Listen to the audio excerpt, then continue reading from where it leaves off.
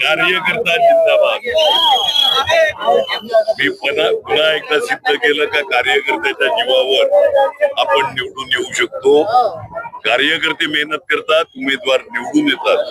माझा कार्यकर्ता हा जिंदाबाद आहे। जर मतदान यादीत घोळ आणि स्लो वोटिंग नसतं केलं,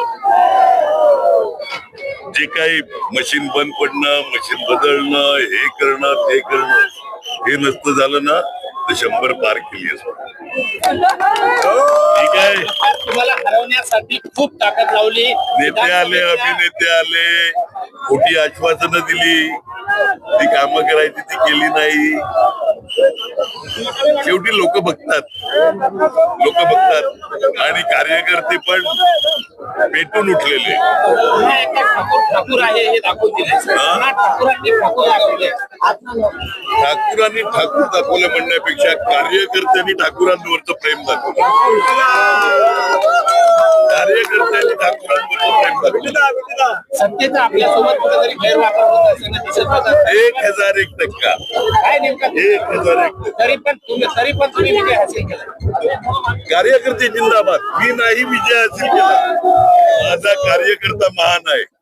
मी सगळ्या कार्यकर्त्यांना डोकं लावतो पायाला। कार्यकर्ता ह्याच्यामुळे मी टिकलेला आहे आणि जिथपर्यंत कार्यकर्ते आहेत तिथपर्यंत टायगर जिंदा आहे।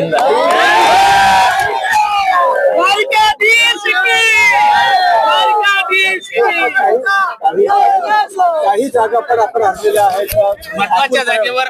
नाही काही ठिकाणी बोललो ना, मतदानाचा घोळ, मशीनचा घोळ, ठीक आहे हरलो कबूल करून टाकतो। मी माझ्या हरण्याबद्दल कधी काय बोललो नाही। हरलो ठीक आहे ना, परत येऊ। या निवडणुकीमध्ये आपल्यावरती अनेक टीका टिप्पणी झालेली आहे, काही विरोधकांना काय त्यांच्याकडे आहे काय दुसरं आता करावी ना टीका टिप्पणी?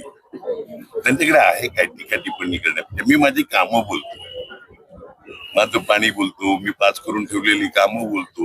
मी विरोधकांवर कधी टीका करत नाही, करणार नाही। 35 वर्षे इथल्या राष्ट्रीय पक्षांना सुद्धा वर येऊ दिलं नाही आणि पुन्हा एकदा महापालिकेवरती ठाकूरांचं राज्य दाखवलेलं आहे।